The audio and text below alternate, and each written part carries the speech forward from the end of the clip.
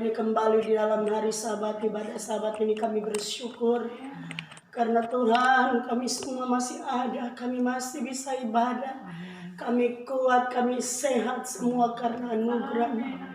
Tidak ada yang dapat kami balas selain daripada hidup ini kami taruh ke dalam tangan-Mu. Oleh sebab itu Bapa yang Kau urapi kami semua Tuhan, sesudah kami memuji memuliakan akan nama kudus-Mu, saatnya kami rindu Engkau bekali kami dengan dafar. Sebab kami tahu suara-Mu, kekuatan yang sempurna. Firman-Mu adalah kekuatan yang sempurna, kekuatan yang luar biasa. Bahkan kami tahu firman-Mu adalah berkat yang sempurna. Oleh sebab itu Roh Kudus berbicara bagi kami semua. Kuduskan kami semua, kuduskan Tuhan. Berkati kami yang ibadah secara langsung, kami yang ibadah juga lewat live streaming yang ada. Semua yang mendengar pengajaran pada hari ini diberkati. Apapun pekerjaan setan yang coba-coba menghalangi kami untuk diberkati, kami satu hati demi nama Yesus kami tolak, patahkan, hancurkan. Darah Yesus berkuasa, darah Yesus berkuasa. Terima kasih Bapak Yahweh, terima kasih Tuhan Yesus. Roh Kudus yang ambil alih Tuhan, kami sambut isi hati-Mu, haleluya, amin. Puji Tuhan, silakan duduk kembali, shalom. Pagi hari ini, siang hari ini kita bersyukur karena berkat Tuhan begitu luar biasa bagi kita semua. Kita masih diberikan kekuatan, kesehatan, sehingga kita bisa lagi kumpul di tempat ini.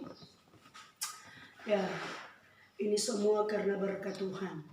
Nah, puji Tuhan, hari ini kita akan belajar kebenaran firman Tuhan yang saya percaya akan memberkati kita semua. Saya akan bawa kita dalam pelajaran hari ini. Kita akan belajar tentang bagaimana menjadi gereja yang memiliki tindakan. Sekali lagi, menjadi gereja yang memiliki tindakan atau gaya hidup yang lebih dari yang biasanya. Jadi hari ini kita akan belajar dari tokoh-tokoh kitab suci, yaitu bagaimana menjadi gereja yang memiliki tindakan atau gaya hidup yang lebih dari yang biasa-biasanya. Nah, saudara yang diberkati oleh Tuhan, saya percaya kita tidak mau jadi gereja yang biasa-biasa, amin. Gereja di sini bukan bicara organisasi, bukan bicara tentang bangunan, tapi gereja yang saya maksudkan ini adalah pribadi saya dan saudara. Kita jangan sampai seperti kebanyakan orang pada umumnya. Sebab saudara, kalau kita punya iman, kita punya gaya hidup, tidak berbeda dengan keadaan dunia, tidak berbeda dengan gaya hidup kebanyakan orang, berarti memang tidak ada bedanya, sama saja. Sementara kalau dengan Tuhan itu, Tuhan mau kita tampil beda. Amin. Tuhan mau supaya kita punya cara hidup ataupun gaya hidup yang berbeda dengan yang lain. Nah, kita akan belajar contoh-contoh itu yang saya percaya ketika kita belajar, kita bukan cuma belajar, tapi betul-betul itu jadi pelajaran berharga, sehingga kita mau tiap hari kita jadi orang-orang yang berbeda dengan yang lain. Mari kita lihat contoh-contoh dari tokoh-tokoh kitab suci. Saya bisa katakan mereka ini adalah orang-orang yang punya tindakan yang tidak seperti biasanya. Mereka adalah orang-orang yang memiliki tindakan yang saya bisa katakan di atas rata-rata. Dan saya bisa kategorikan mereka adalah orang-orang yang luar biasa. Mereka luar biasa karena Tuhan, bukan karena kekuatan mereka. Tokoh pertama yang akan kita belajar, mari saya mengajak kita buka di dalam kitab Lukas pasal yang ke-7.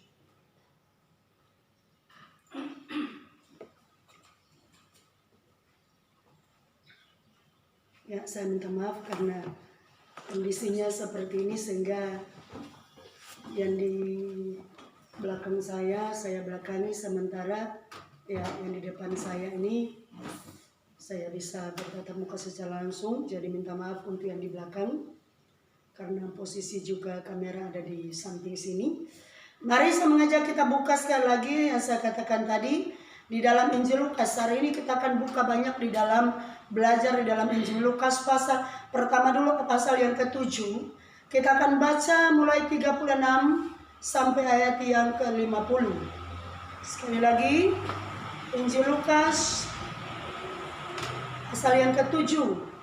Ini tokoh pertama yang saya bisa katakan pribadi yang memiliki tindakan atau gaya hidup yang tidak biasanya, tapi lebih dari biasanya. Lukas pasal 7 ayat 36 sampai ayat 50. Saya undang kita berdiri, yang bisa berdiri. Kita akan baca secara bergantian. Saya mulai ayat 36, saudara ayat 37. Di perikop sini Yesua diurapi oleh perempuan berdosa. Demikian bunyinya, seorang Farisi mengundang Yesua untuk datang makan di rumahnya. Yesua datang ke rumah orang Farisi itu lalu duduk makan. Di kota itu ada seorang perempuan yang terkenal sebagai seorang berdosa.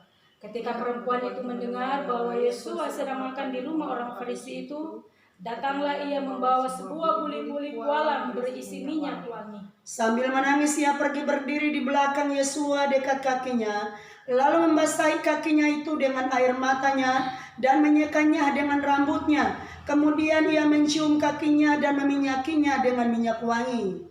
Ketika orang Farisi yang mengundang Yesua melihat hal itu, ia berkata dalam hatinya, jika ia ini nabi, tentu ia tahu siapakah dan orang apakah perempuan yang menjamahnya ini. Tentu ia tahu bahwa perempuan itu adalah seorang berdosa.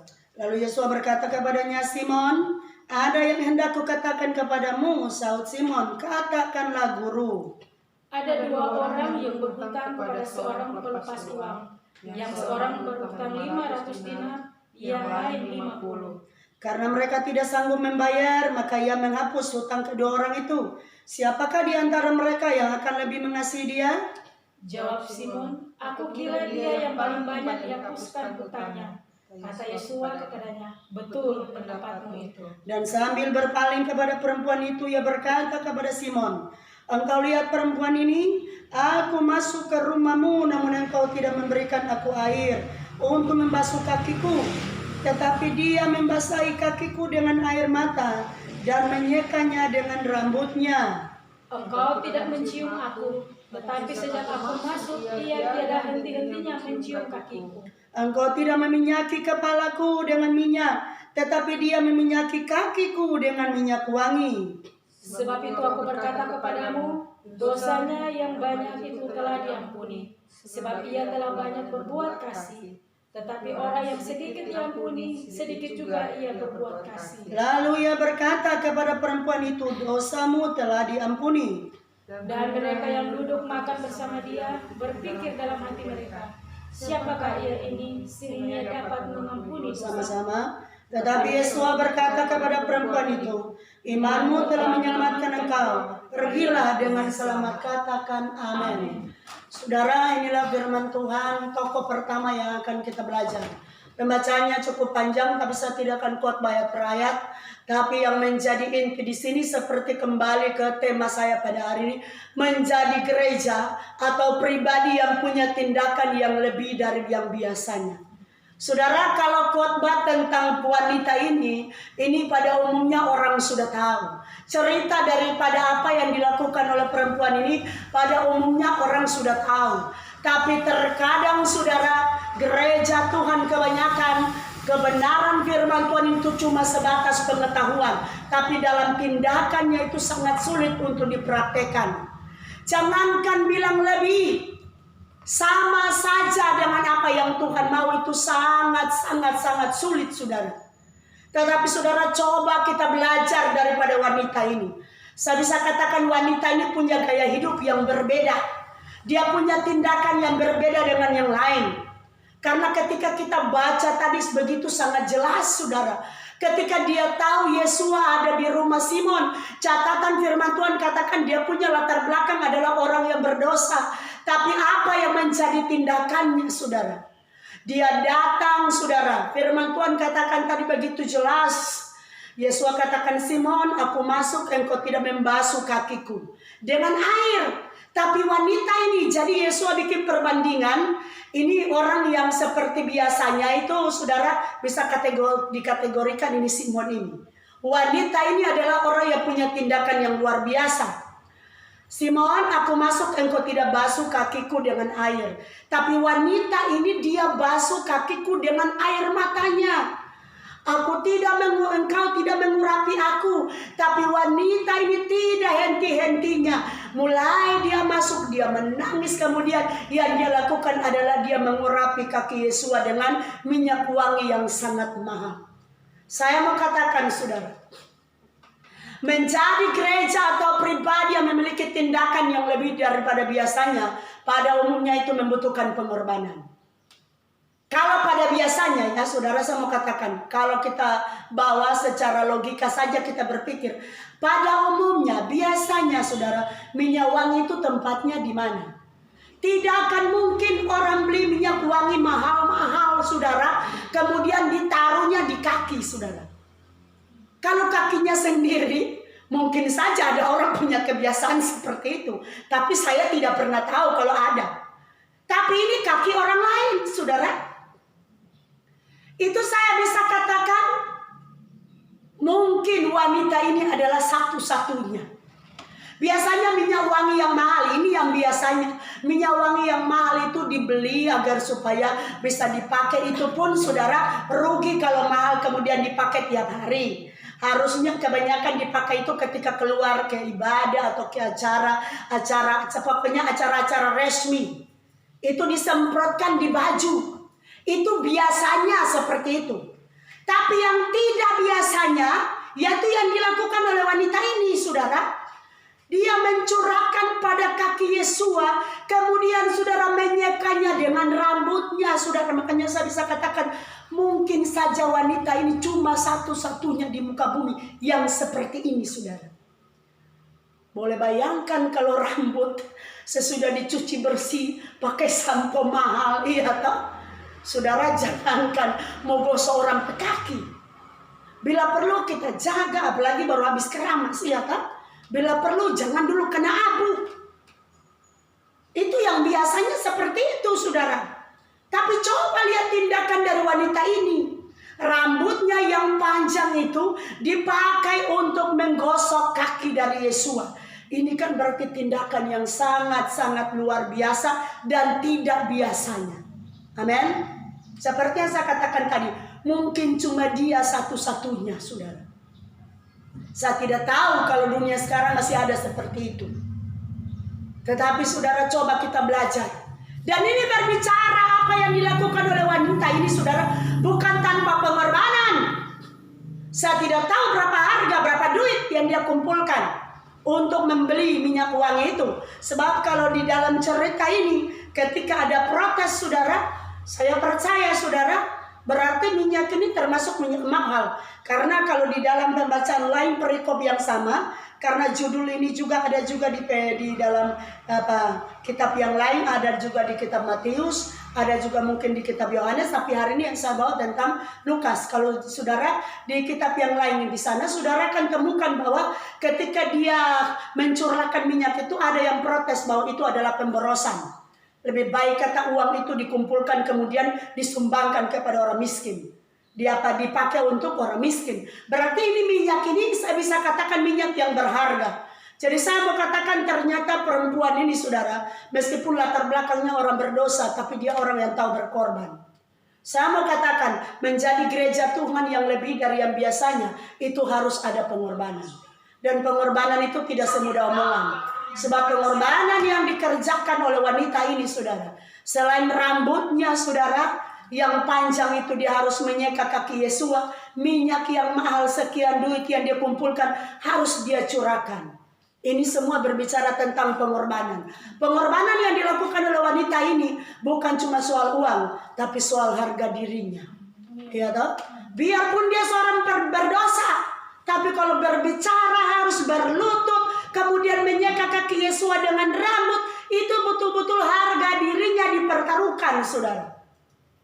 Saya mau katakan, kalau kita mau jadi pribadi yang lebih dari yang biasanya, mari belajar pada wanita ini. Harus punya hati yang rela berkorban dan harus ada kerendahan hati.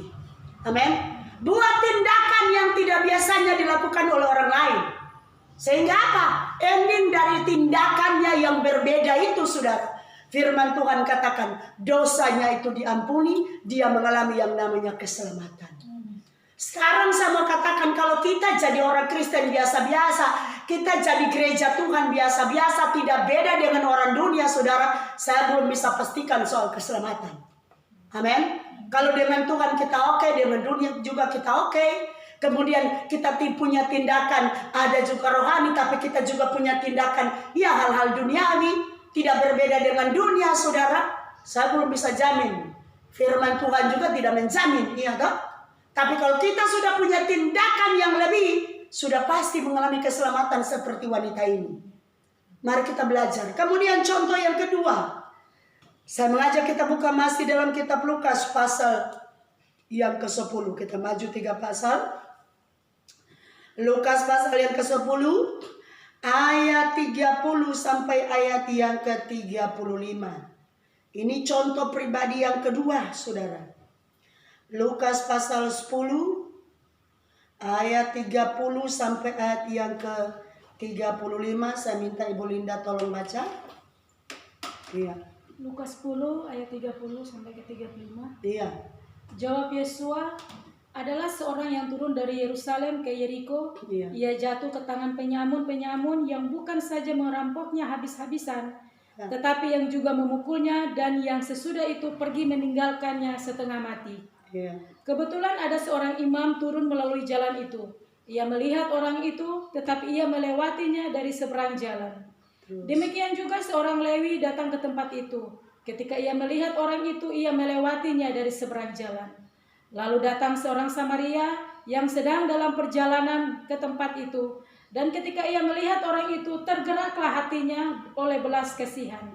Ia pergi kepadanya lalu membalut luka-lukanya. Sesudah ia menyiraminya dengan minyak dan anggur, kemudian ia menaikkan orang itu ke atas keledai tunggangannya sendiri, lalu membawanya ke tempat penginapan dan merawatnya. Keesokan harinya ia menyerahkan 2 dinar kepada pemilik penginapan itu, katanya, rawatlah dia, dan jika kau belanjakan lebih dari ini, aku akan menggantinya waktu aku kembali. Saudara, luar biasa. Ini contoh tokoh yang kedua yang punya tindakan atau gaya hidup yang tidak biasanya, saudara. Yaitu orang Samaria. Saudara, kalau mau pikir orang Samaria yang murah hati ini, saudara, dia adalah orang di luar sebenarnya. Karena kalau lihat sejarah yang ada di Samaria itu ketika pembuangan Israel ke Asyur, orang Israel, Raja Asyur angkut, kemudian dia tempatkan di sana, itu bukan lagi Israel asli. Sudah kebanyakan campuran dari negara-negara lain yang yang Raja Asyur bawa untuk tinggal di Samaria. Makanya kalau zaman Yesua itu orang Samaria dengan orang Israel itu tidak bersahabat. Tidak ada hubungan yang baik. Nah, saudara, coba lihat baik-baik cerita ini. Saudara, firman Tuhan katakan ada seorang yang jatuh di tangan penyamun. Datang yang namanya yang pertama tadi apa, saudara? Imam. Imam kalau mau pikir orang yang tahu kebenaran, saudara. Yang kedua yang datang juga orang Lewi. Saudara, sama. Imam dan Lewi itu orang yang tahu kebenaran, orang yang pakar dengan yang namanya pengajaran firman, saudara. Tapi ternyata, saudara, pengetahuan kita tentang firman itu saja tidak cukup membuat kita jadi gereja yang berbeda dengan yang lain. Karena contoh ini kedua pribadi ini, imam dan orang Lewi, saudara. Ketika mereka melihat orang yang jatuh di tangan penyamun ini pada umumnya seperti itu. Orang kan pada umumnya, saudara, sampai sekarang pun seperti itu. Orang tidak mau, artinya tidak mau terlibat dengan masalah orang lain. Iya toh? Sehingga ketika melihat seperti itu, biar saja itu kan saya juga tidak kenal, bukan urusanku juga. Kebanyakan orang seperti itu. Atau lebih cenderung berpikir karena takut. Jangan-jangan begitu kita tolong, tiba-tiba dia mati di tangan saya juga yang dapat masalah. Kebanyakan orang berpikir seperti itu, saudara. Tapi coba belajar, saudara, dari seorang Samaria ini. Orang yang saya bisa katakan di luar dari jalur keselamatan, tapi dia melakukan tindakan yang lebih dari biasanya. Yang biasanya kalau orang tidak dikenal itu pasti dia tidak menolong. Apalagi tidak ada juga hubungan saudara. Seperti yang dilakukan oleh seorang imam dan orang Lewi ini, saudara. Tahu kebenaran, tapi ketika melihat perkara seperti ini semuanya lepas tangan. Jadi saudara, tidak ada kasih di sana. Tapi coba lihat tindakan dari seorang Samaria. Firman Tuhan katakan dia angkat orang ini, dia bawa di tempat penginapan, dia obati lukanya, tidak cukup sampai di situ. Bahkan dia tinggalkan uang kepada pemilik penginapan. Bukan main saudara, saya mau katakan bicara soal surga itu soal kasih. Amin. Soal surga itu bukan omong doang saudara. Tidak cukup kita jadi imam, tidak cukup kita jadi orang Lewi saja, tidak cukup kita tahu kebenaran kalau tidak ada tindakan-tindakan yang berbeda saudara. Tidak cukup saudara, karena kasih tidak diukur dari kata-kata. Kasih itu diukur dari tindakan saudara. Amin.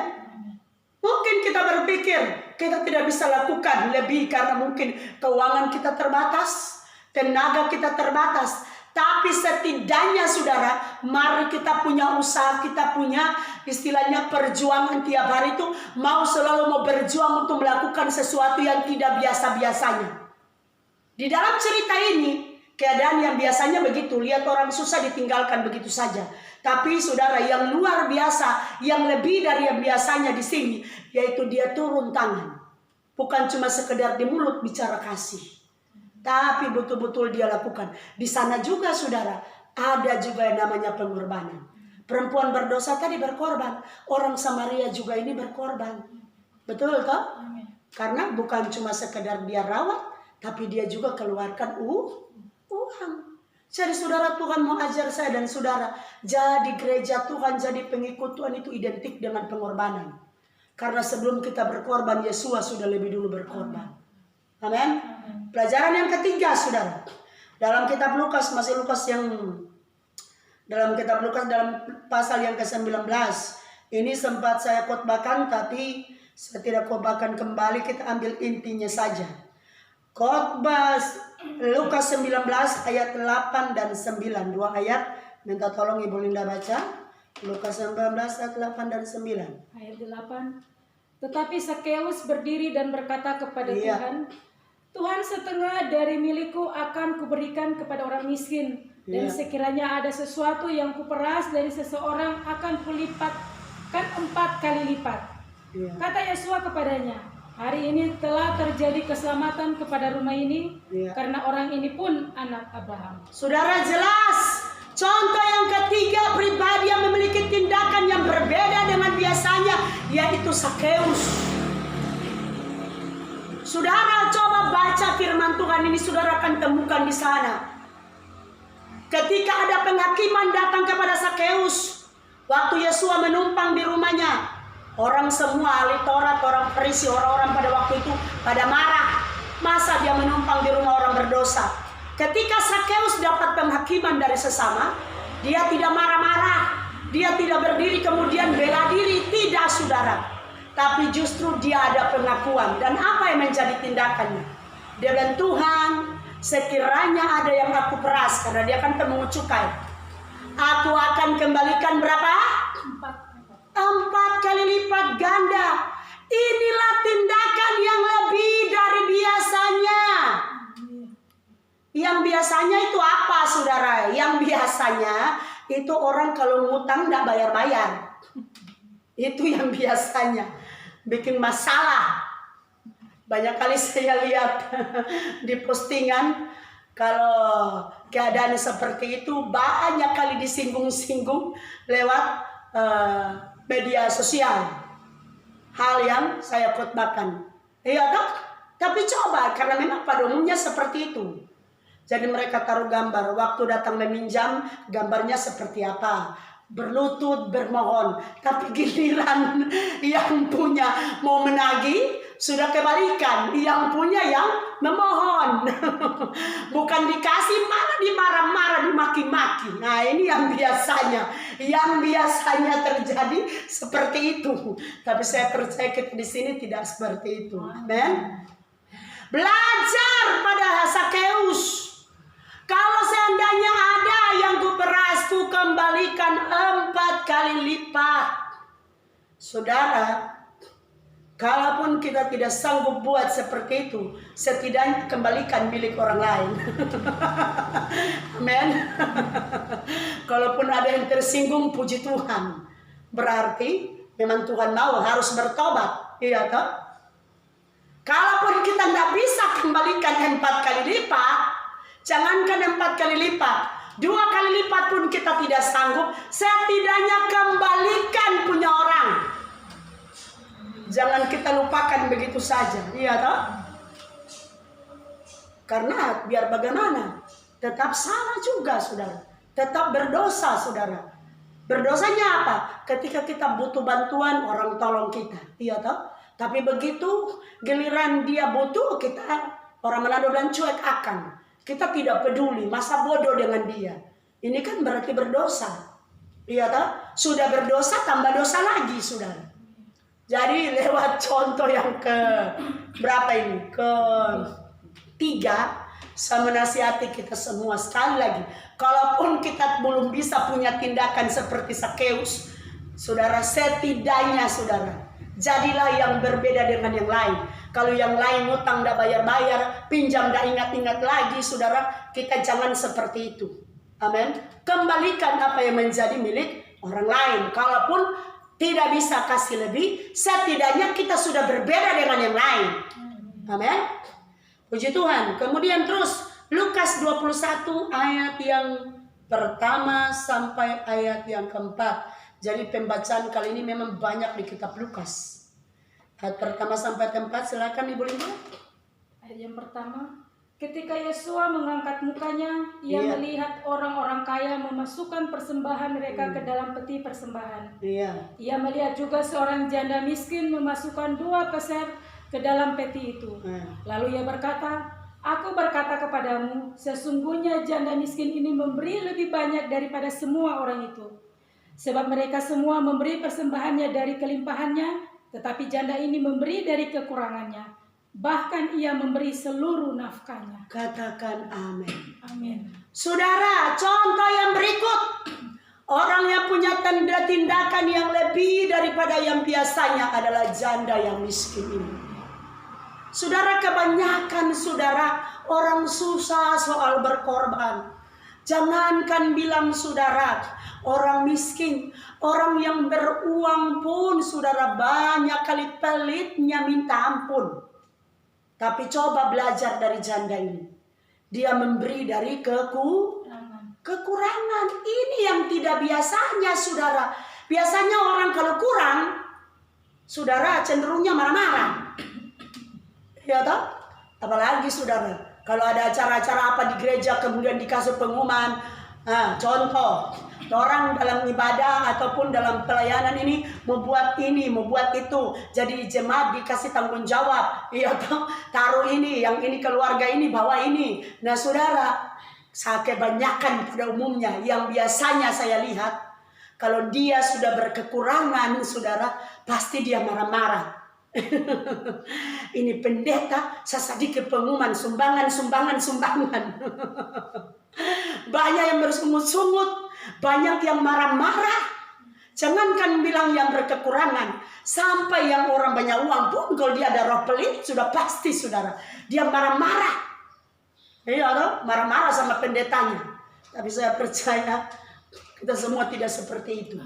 Tapi yang kita belajar di sini ini tindakan dari seorang janda ini. Memberi bukan dari kelimpahan. Kalau memberi dari kelimpahan itu semua orang bisa. Itu biasanya. Tapi yang tidak biasanya yaitu memberi dalam kekurangan. Itu yang tidak biasanya. Nah ini tindakan ini dimiliki oleh janda ini. Kenapa saudara? Karena yang mengakui ini adalah Yesua. Yesua tahu persis. Yang ada pada janda itu cuma 2 peser ini saudara. Bahkan Yesua bilang, dia sudah memberi dari semua nafkah hidupnya. Berarti cuma ada itu, tapi cuma yang ada itu yang dia kasih saudara. Saudara, ini tidak gampang tindakan seperti ini. Amin. Sedangkan orang banyak lain kali di dompet masih ada tuh merah-merah mengkilat. Masih mau kasih persembahan masih berpikir. Kebanyakan saudara seperti itu. Tapi coba belajar pada jantung ini. Seluruh nafkahnya dia sudah berikan. Ini yang luar biasa. Tuhan mau ajar saya dan saudara, mari berkorban. Jadi ternyata dari contoh-contoh dari toko pertama sampai toko yang keempat ini semuanya bicara tentang pengorbanan. Semua berkorban, ya kan? Tapi saudara, sesudah kita lihat tadi, ujung-ujung dari pengorbanan itu bukan cuma berkat lahiriah, ternyata berkat keselamatan. Sakeus tadi kan ending cerita kan Yesus bilang, hari ini juga terjadi keselamatan dalam rumah ini. Betul? Luar biasa. Karena punya tindakan yang lebih. Ini kemudian yang selanjutnya. Jadi ini janda miskin. Punya tindakan yang lebih. Terus kita kembali ke Lukas 7 tadi. Ayat 1 mulai sampai ayat yang ke 5, silakan. Lukas Yang pertama. Iya. Setelah Yosua selesai berbicara di depan orang banyak, masuklah ia ke Kapernaum. Di situ ada seorang perwira yang mempunyai seorang hamba, Iya. yang sangat dihargainya. Iya. Hamba itu sedang sakit keras dan hampir mati. Ketika perwira itu mendengar tentang Yosua, ia menyuruh beberapa orang tua-tua Yahudi kepadanya untuk meminta supaya ia datang dan menyembuhkan hambanya. Mereka datang kepada Yosua dan dengan sangat mereka meminta pertolongannya. Katanya, ia layak engkau tolong. Terus? Sebab ia mengasihi bangsa kita dan dialah yang menanggung pembangunan rumah ibadat kami. Katakan amin. Saudara, perwira di Kapernaum ini juga punya tindakan yang lebih dari biasanya. Karena biasanya saudara, seorang perwira kalau tidak bertobat, dia tidak farek, dia tidak peduli dengan dia punya hamba. Betul? Pada umumnya kan orang seperti itu. Mau sakit, mau mati, mau apa, tidak pusing. Apalagi dia seorang perwira, punya nama, ya kan? Punya jabatan, ngapain juga dia sibuk dengan hambanya. Apalagi zaman waktu itu, hamba itu tidak ada gunanya, tidak ada harganya sama sekali. Kalau bicara hamba budak, ya kan? Itu tidak ada harganya sama sekali kalau zaman itu. Kalau zaman sekarang ya masih agak lumayan lah saya katakan. Tapi kalau zaman ini waktu itu, apalagi dia budak yang dijual, itu memang tidak ada harganya sama sekali, saudara. Tapi coba lihat hati dari seorang perwira ini. Saudara, betul-betul perwira ini punya kerendahan hati. Dia sibuk-sibuk cari Yosua supaya hambanya bisa sembuh. Saudara, sekarang kalau orang bekerja di rumah seseorang, jadi pembantu, kalau sampai dia dapat tuan dan nyonya seperti ini, maka dia adalah orang yang paling berbahagia. Amin. Sebab kebanyakan saudara, biar so kerja dan tahun-tahun bertuan di orang itu, tapi begitu sakit dan masuk kerja potong gaji. Betul? Itu yang biasanya. Tapi coba ini perwira ini, dia bukan potong gaji, dia bukan usir, tapi justru dia yang bertindak cari Yosua untuk menolong hambanya. Betul-betul perwira yang rendah hati. Amin. Luar biasa ini perwira ini. Jadi memang saudara, dari sekian banyak bacaan ini semua ada sangkut pautnya. Sama. Bicara tentang saudara punya tindakan yang berbeda, harus ada pengorbanan yang namanya rendah hati dan korban materi. Amin. Wanita berdosa tadi juga korbankan harga dirinya. Perwira ini juga termasuk seperti itu. Biasa kan orang bisa saja orang cemooh. Ngapain juga susah-susah, ya toh? Cuma hamba. Kenapa Tuhan mau susah-susah mau cari itu Yosua, mau menyelamatkan, mau tolong itu hamba itu dia. Biar saja dia urus sendiri. Bisa saja seperti itu. Tapi coba belajar dari perwira ini. Artinya saudara, saya mau katakan ulang lagi. Bicara tentang soal surga itu bukan cuma sekedar kata-kata. Intinya semua adalah kasih. Amin.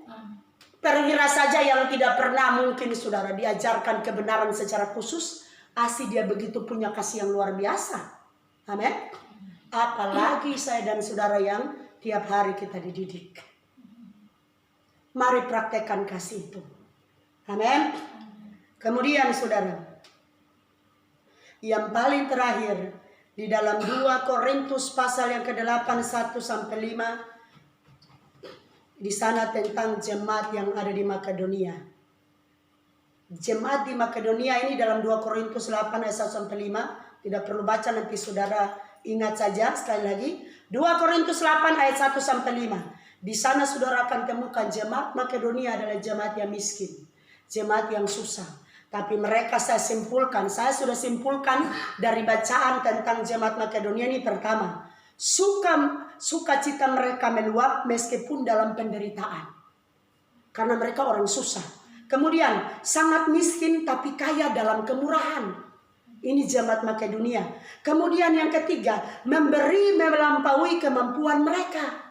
Artinya kalau saudara nanti temukan pembacaan di sana jemaat Makedonia ini, mereka tidak punya apa-apa, tapi mereka suka memberi lebih dari yang ada pada mereka. Artinya yang tidak ada pada mereka, tapi mereka usahakan cari untuk memberi. Bahkan yang keempat, mereka sendiri yang meminta kepada Paulus supaya mereka bisa melayani orang kudus lewat berkat lahiriah. Jadi bukan Paulus yang perintah-perintah untuk dorang berkorban, tapi dorang sendiri yang minta. Saudara, luar biasa kan ini?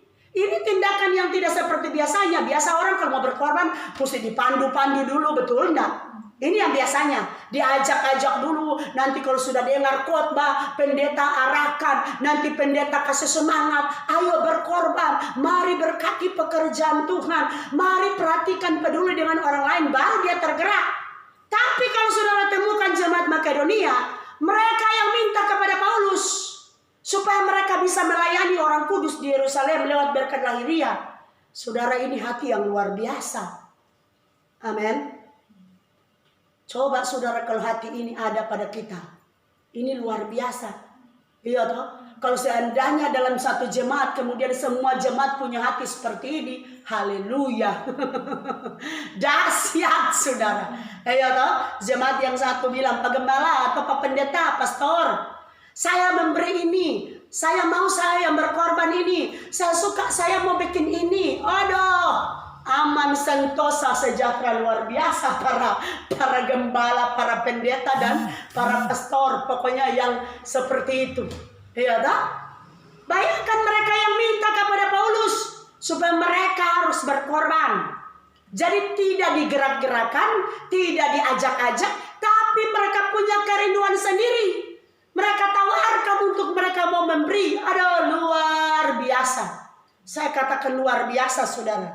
Bahkan saudara, poin yang terakhir, yang kelima yang dimiliki oleh jemaat Makedonia, mampu memberi lebih banyak daripada yang diharapkan.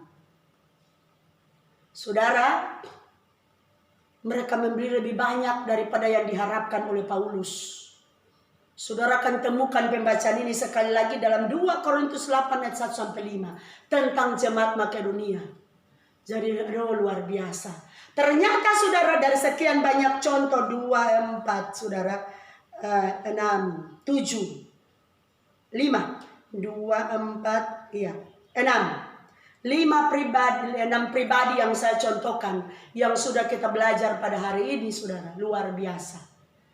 Pada intinya saudara, kesimpulan dari khotbah pada hari ini, contoh pribadi-pribadi yang berbeda, tindakan-tindakan mereka yang berbeda, tapi saudara sama. Intinya satu, mereka itu adalah orang-orang yang punya kasih luar biasa. Mereka adalah orang-orang yang suka berkorban. Mereka adalah orang-orang yang rendah hati. Dan saya mau katakan, untuk menjadi pribadi yang lebih daripada biasanya, untuk jadi orang Kristen yang lebih dari biasanya, harus taruh dalam diri saya dan saudara, yaitu hati yang betul-betul punya kasih yang tulus, hati yang punya kerendahan hati, kemudian hati yang harus rela berkorban. Amin. Saya percaya contoh-contoh dalam firman Tuhan yang sudah kita belajar pada hari ini, mari kita bukan cuma sekedar dengar, tapi kita jadikan itu satu pelajaran dan mau bertindak. Amin. Setidaknya kalaupun kita belum bisa sama persis dengan orang-orang ini, tapi ada kemauan, ada tindakan, sedikit demi sedikit harus berusaha jadi gereja ataupun jadi kehilat, Jadi orang-orang percaya yang punya gaya hidup ataupun tindakan yang lebih daripada yang biasanya. Saya percaya kalau kita sudah mampu melakukan semuanya itu, sekali lagi bukan cuma berkat finansial, tapi berkat keselamatan itu pasti jadi bagian kita. Puji Tuhan, kita berdoa. Terima kasih Bapak, kami bersyukur lewat pengajaran-Mu pada hari ini. Engkau mengajarkan kami banyak hal Tuhan. Terima kasih Bapak, mampukan kami Bapak. Kalaupun perempuan berdosa saja mampu melakukan hal yang lebih, kami percaya kami juga diberikan kemampuan untuk melakukan hal yang lebih. Kalaupun Sakeus seorang berdosa pemungut cukai juga melakukan hal yang lebih. Seorang perwira di Kapernaum, seorang Samaria, mereka adalah orang-orang yang sebenarnya tidak punya pengetahuan banyak tentang firman, tapi mereka punya tindakan yang luar biasa. Mampukan kami Tuhan, agar supaya kami jangan sama kebanyakan orang yang cuma tahu kebenaran tapi tidak punya tindakan. Jauhkan itu dari kami semua. Mampukan kami supaya ketika kami tahu kebenaran, kami juga punya tindakan yang lebih. Terima kasih. Sempurnakan semuanya Tuhan. Tanamkan kebenaran hari ini dalam hati, tubuh, roh, jiwa kami, di pikiran kami untuk terus kami ingat. Kami akan masuk dalam pujian penyembahan. Berkati penyembahan kami demi nama Tuhan Yesus Masih. Haleluya. Amin. Puji Tuhan, mari kita ambil posisi untuk menyembah Tuhan. Haleluya.